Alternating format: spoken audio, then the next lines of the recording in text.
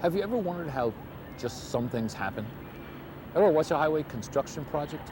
Pretty obvious how that project gets done. Trucks and cranes and bulldozers, clouds of dust. Yet in the natural world, where change is a constant, how those changes happen are often a mystery. We tend to miss the clues that give us insight into how things happen. Hi, I'm Ranger Chuck Arning with the National Park Service here in the Blackstone River Valley National Heritage Corridor. And while some people may miss these clues, not all do. There's a group of very observant people who can check out these natural clues, can tell when something's not right, when Mother Nature's just a little bit out of sync. And then therefore they get involved, they do something about it. Because you see, even Mother Nature needs a little help every now and then. So join us as we explore the world of nature and volunteers, our natural volunteers.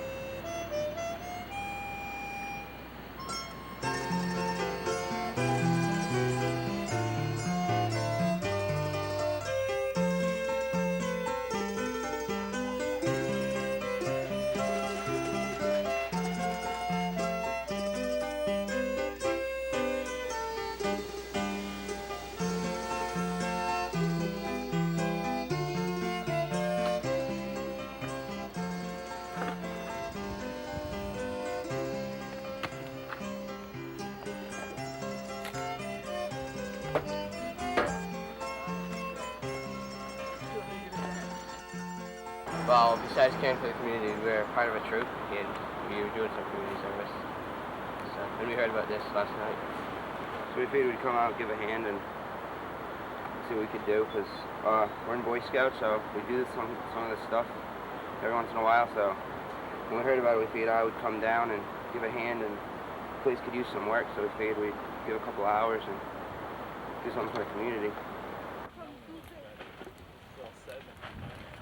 I basically want to help the community. I think it needs a lot of help. Especially when people are like throwing garbage in our lakes, ponds, rivers. I mean, we need a lot of help for that. I really want to clean it up. You really want to clean it up? That's good. That's good.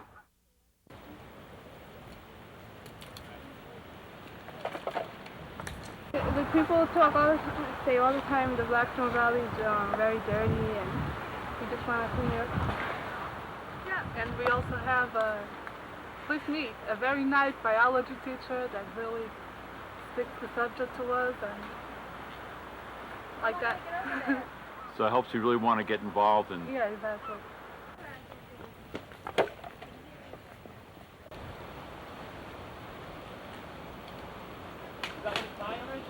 I live in this community, and I think it's important to clean up the Blackstone. I've canoed down the river, and I've seen a lot of trash, a lot of garbage, and I want to do the best that I can to clean up this Blackstone. It's a beautiful, beautiful river. We all have to work together to clean up the river, and this is one way. I think it's very inspiring to see everybody out here working really hard on a nice day. We're going to leave our volunteer friends here in Lincoln, Rhode Island, right along the Blackstone Canal and the brand new bike path, and head up to northern Rhode Island, to the power lines, and talk about bluebird habitat and what some volunteers have done there.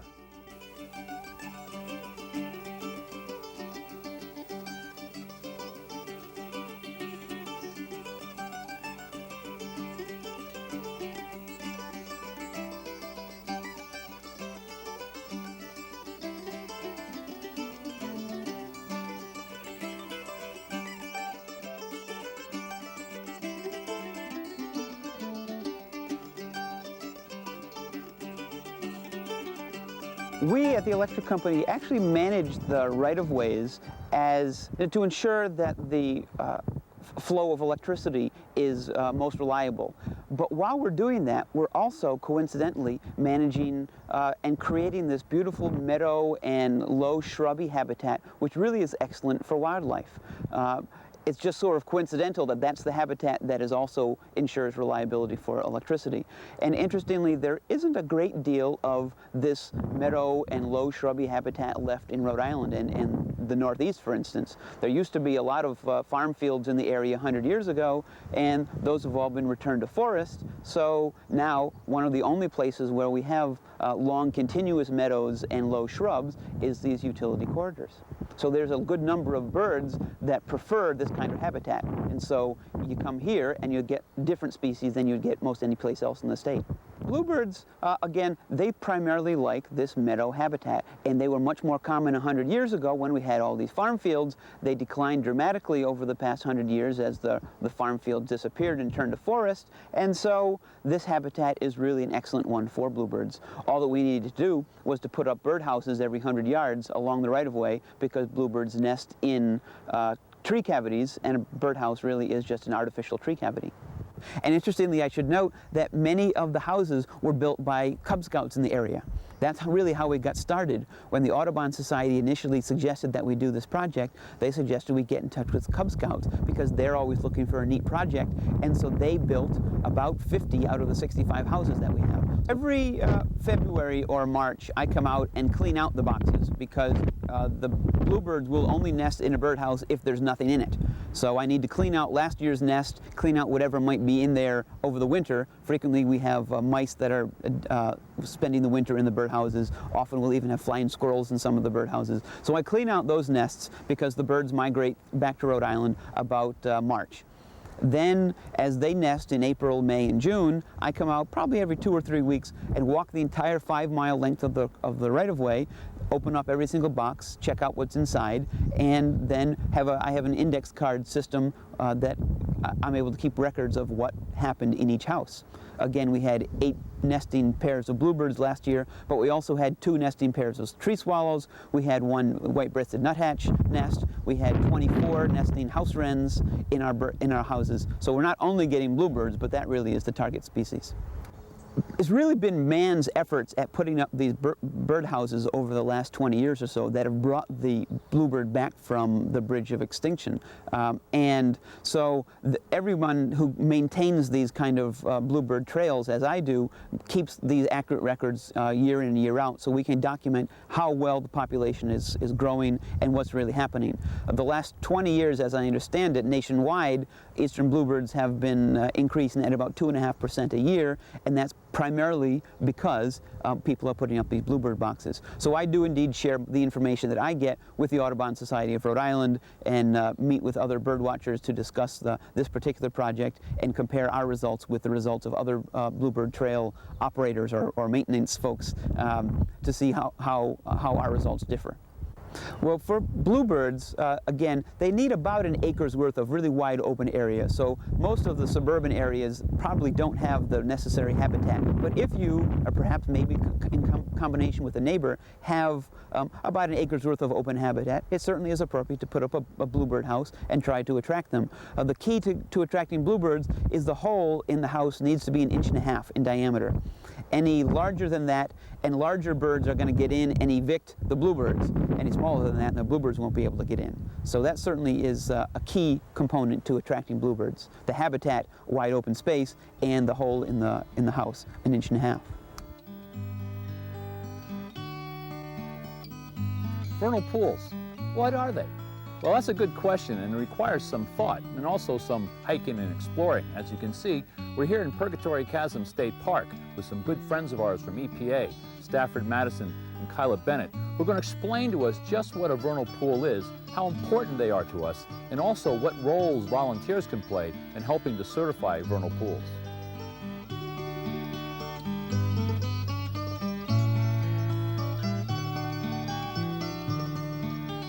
Who is that character?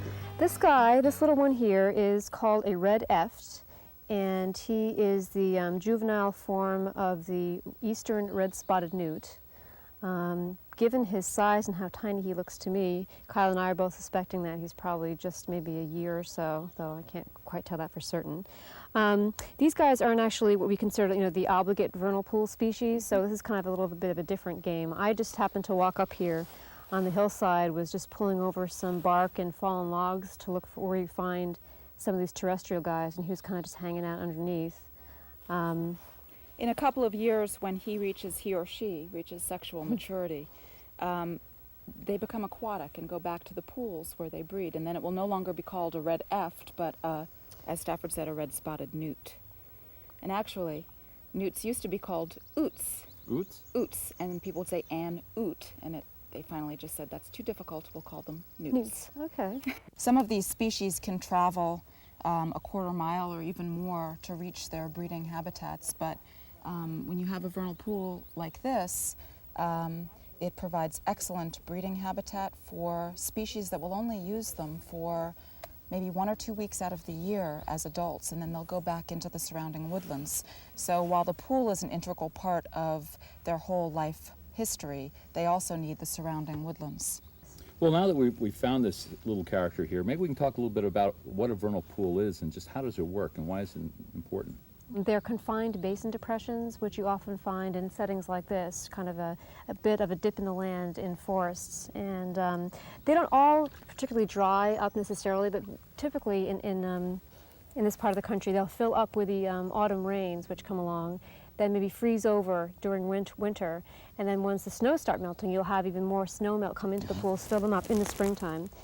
And by that time, once we start getting these nice, first really warm being, for vernal pool species, that would be above 40 degrees Fahrenheit. And then these really nice drenching rains that, if it becomes a classic big night, would start, say, in the afternoon and continue throughout the evening. And that, for whatever reason, we're not quite sure how these animals know, but the spotted salamanders and the wood frogs see these as signals. That means come out of the ground, which they've been hibernating in all winter long, and proceed en masse to these pools. And some of the migration of these critters can be quite spectacular in terms of the numbers that actually come out of the upland forest surrounding the pools. And again, it could be, anywhere from about a quarter mile in distance that they travel to get to the pools. Right. Unfortunately, given the fragmentation of habitat that we have here in New England, a lot of these animals will have to cross roads in order to get from their wintering grounds to the vernal pools. You're lucky here in this park because if these animals are coming from over there, they're not going to have to subject themselves to vehicular traffic. Although there is a road over there, and it's possible that some of them overwinter on the other side of the road. There is a very high mortality of all of these animals, the salamanders and the frogs, from crossing the road and getting killed. Some towns will actually close down portions of roads where they know they've got these big night migrations on 1 or 2 nights a year to try to save as many animals as they can. Now, what are the characteristics for big night? What are they specifically? What you want to have, again, is kind of rising temperatures up above 40 degrees. Above 40 degrees. And again, kind of the perfect conditions, if you will, would be if it starts to rain very heavily in the afternoon, continuing throughout the evening. These very humid, damp conditions are what these guys need, or what seems to trigger them to come out of their underground burrows. It can happen anywhere from the end of February till the beginning of April, big night, depending on how warm it is, if the ground is thawed. Sometimes we will get warm rains and over 40-degree temperatures, but if the ground is still frozen, they're not going to come out. So you really have to look for that first, that the soil temperature has to be right, the ambient temperature has to be right, and you have to get a pretty soaking rain. Sometimes there are false starts too, where the salamanders and frogs will come out of their burrows, start to cross, and then the rain will stop. And they'll stop wherever they are and burrow back under and wait for the rain to come out again. Yeah. So, and in fact, this year we had big night, wasn't really one big night, it was strung out across a couple of nights because of the stop and go nature of the rain pattern. Now, when you come to a pond like this, what are some of the first things you'll do to determine if it's a certifiable vernal pool? Well, I guess maybe the contained nature, first of all, of the water body itself. If there's really any really heavy outflows from the pool, that's kind of a sign where maybe not. And the reason being that these need to be somewhat fishless pools in order for these particular, what we're calling the obligate species, to breed here. For, I think, a number of reasons, probably more behavioral than anything else. These animals cannot withstand fish predation. The other thing we look for are things like attachment sites, downed logs or branches that are in the water. We're here a little bit too late in the season to actually see the egg masses, but had we been here a couple of weeks ago, likely you would have found these big egg masses the size of a tennis ball or even a little bit really? bigger. That big? Oh yeah, attached yeah. to the branches that are submerged in the water.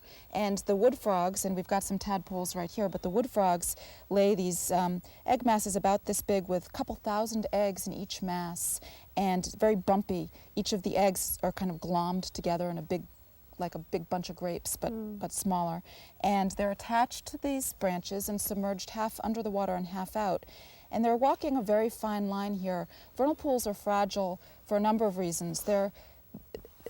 It's a race against time. The animals who live in these pools try to lay their eggs and metamorphose and get out of the pools into the dry land before the pools dry up. If these tadpoles are caught in a drying pool before they can turn into little froglets, they're going to die. So it is a race against time. Similarly, for the eggs, you want to balance it. The egg masses have to be at a high enough surface level, you know, closer to the surface, such that the eggs can get warmed by the sun and therefore develop more rapidly so they can beat this race against drying, but not so dry and not so high up that they'll get suspended in the branches as the pool dries. This year we've had a very dry spring here in New England. We had a couple of days of rain these past 2 days, but some of the pools dried up completely without allowing any of the tadpoles or the salamander larvae to metamorphose into adults. I understand there's a volunteer program. It's very important because there's not enough folks to go around and do this. Massachusetts is the only state that has that certification program that you mentioned, but anyone, any citizen, just, you know, Mr. Joe Public or Mrs. Jane Public can go out there and certify a pool by collecting the correct evidence. And what they do is they submit that information and the evidence to the Natural Heritage and Endangered Species Program. And if it's enough for the state to say, yes, this meets our definition of a vernal pool, it will get certified, it'll get a number, and then it's protected under the law. We lose a lot of these pools, I think primarily 2 ways. One, they do dry up oftentimes in the summer, and they don't look like anything. And to a landowner or a developer coming in, they don't look even like a wetland. They don't look like something that warrants protection, and they get filled in that way. And the other way is, as Stafford mentioned, the constant fragmentation of habitat has been destroying the wintering habitat for these guys, and then they just don't come back anymore. Some of these animals are very, very long-lived. The spotted salamander, which we haven't seen yet today, can live in captivity 20 to 25 years, and they're what we call philopatric. They are faithful to their natal pool, the pool in which they're born. So if a spotted salamander was born in this pool, it will follow a fairly traditional migratory route back out into the woods where it will overwinter, and then when it reaches sexual maturity, it will come back to this pool. If you destroy their upland wintering habitat and there aren't any easily accessible pools elsewhere, these animals will just stop breeding. And that's why we can make local populations go extinct through the development of upland surrounding these pools. It's close enough to the surface of the water to get enough sun to develop. Oh, here it is. Here's what I was Now we're going to looking take a for. quick side trip to another vernal pool to see what we can discover there. Oh, wonderful. Wow. It's an egg mass, and like I just described, it was sitting right on the bottom, right on the top of the leaves here, not attached to anything in particular, although it might have just become dislodged from the twigs here. This is my goodness, it's a wood frog egg mass. You can tell the wood frog egg mass, and I'll lift it up here enough for you to see. See how it appears that there are individual little eggs that all adhere together? There's no real gelatin or jelly surrounding the entire egg mass. That's what differentiates the wood frog egg mass from the spotted salamander egg masses. The wood frogs it almost looks really like a teeny clump of grapes, if you will. With a spotted salamander egg mass, if I was to put this under the surface, you'd be able to see a common jelly envelope surrounding the entire mass, which makes it much more obvious. And these guys, it's actually I'm kind of surprised to find these. The wood frog eggs will hatch out earlier than the spotted salamanders will, and as we saw in the previous pool, the tadpoles are already a pretty decent size. They've hatched probably a week or maybe more ago, and these eggs are still developing, which is kind of, I guess, surprising to me, just the disparity between tadpoles in one pool and eggs that appear to be not laid too long ago here. But that might speak to, again, the sporadic nature of the rains we've had. They haven't been too drenching, no real particular big night this year, just rains every now and then. So we've had eggs being laid at different times of the season this spring. Anyone in business will tell you how important it is to know and understand your resources. Businesses have dedicated systems just to monitor their inventory and other assets. However, in the natural world, a world of ponds and streams, meadows and woodland tracts, knowing and understanding your resources is a much more difficult job. Just locating your resources, the turtles, fish, birds, and reptiles, can be a very difficult job. That's where our natural volunteer plays such an important role. So remember, black with yellow or orange spots, and you'll see it swimming. Watch for the bushes moving, the button bush moving. Anything that jumps is a frog, and anything that slithers in a line or any water movement you see that's in a line, that was a snake. So the turtle will have a bulky movement. That's Erin Mills, a junior majoring in environmental science at UMass Dartmouth. She's just finished finals, and rather than go to the beach, she's up to her waist in a murky pond searching for turtles. She's a turtle monitor volunteer for the Mass Audubon Society's Broadmeadow Brook Wildlife Sanctuary. She's helping Mass Audubon understand one of their very complex and fascinating resources, turtles in a vernal pool. It's basking. Oh, it sees me. Come on, stay there, buddy. Nope, nope, nope, nope. Crap. Oh, and there's a snake there too.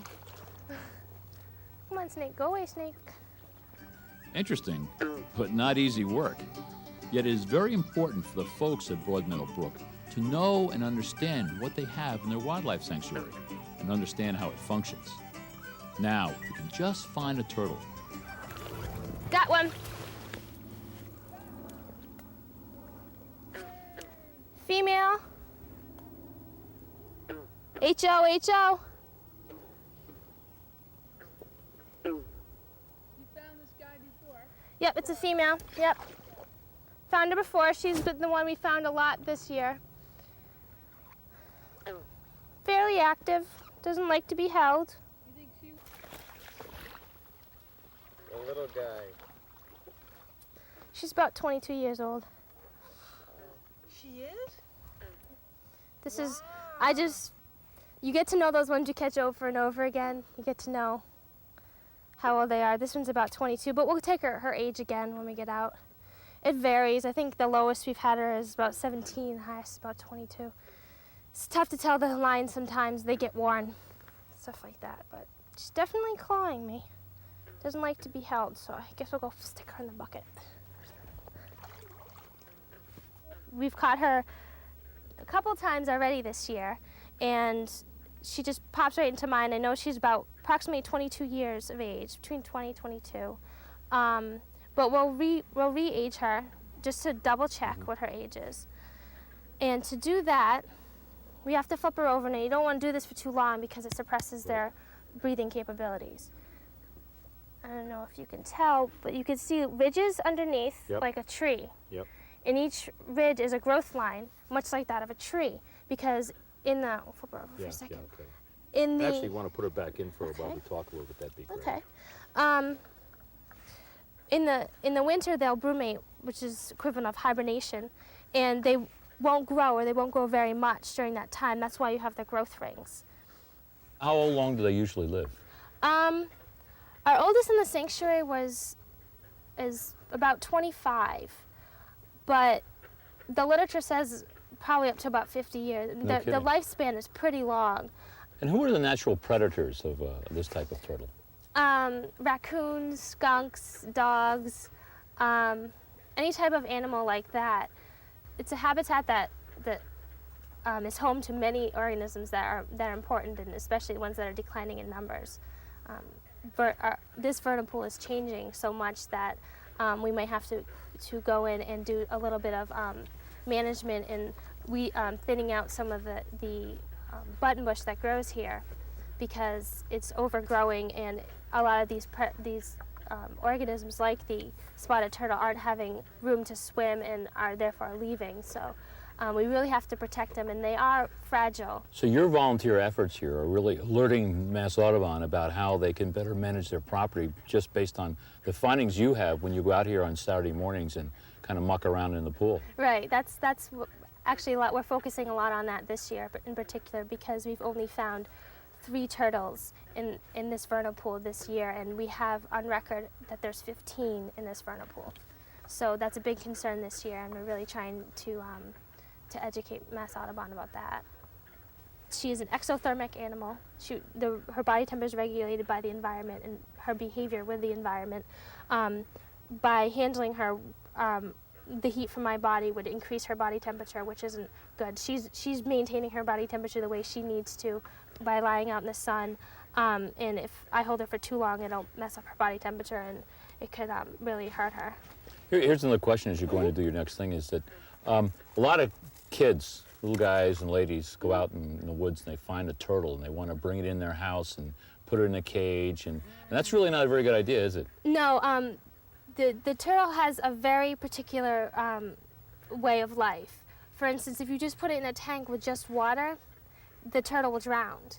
It can't breathe very well underwater unless it's in brumation. It will slow down its metabolism so that it can, but it needs to surface. And if there isn't a rock or something for the turtle to lay on, the turtle will drown because it won't be able to, it can't swim for extended periods of times. Also, the water temperature has to be right, and really, you shouldn't go out and pick a turtle out from its natural environment. Leave it where it is because it's important that it maintains its own habitat and reproduces. The next thing we're going to do is we have a turtle identification book, and we've taken pictures from each of the turtles, and we've put their notching code on them. So we can quickly just double check that she is who we think she is. The way we do this is each turtle has a unique pattern on their underside, and their spots are in a unique pattern. So if we take a quick look at her, most notably she has these little, looks like half moons of spots. If you look at the picture of her carapace, which is her top of the shell, she has those little moons. But the most important thing that we look at is their underside, because that's more like the pattern like on a dolphin fin. It's very, very unique, and it's easier to tell that way. So if you look at her underside, the pattern she has under here is very similar. Oh, right. Even the V up here and everything. But if you take a look at some other turtles, see if we can get another one. Oh, yeah. This is very different from her. Put her down. She doesn't like to be held that way. I think it's very important to preserve the land that we have left that's not developed, because species like this are just getting excluded and pushed out, and pretty soon they're going to have nowhere to go. And it'd be a real tragedy to see a lot of species disappear, even more so than already there is now, because of human interaction. I think it's also important for people to know that wildlife should stay where it is, in the wildlife. It shouldn't be brought into your home, and we shouldn't really meddle too much with what has been given us. So I think that's very important. So look and don't touch, appreciate and leave. Right, exactly.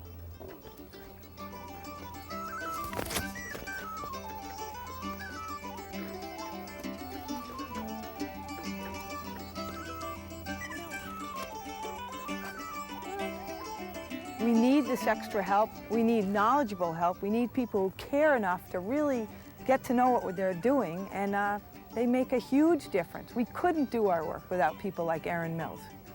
Well, this has been Ranger Chuck Arning with the Blackstone River Valley National Heritage Corridor and the National Park Service.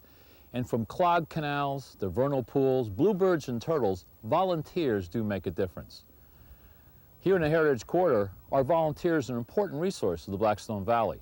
We value their contributions greatly. They make things happen and they do it very quietly, just like Mother Nature. So until next time, look for ways you too can see the clues that Mother Nature gives us of how things occur in the natural world. And maybe you too can join the ranks of our natural volunteers.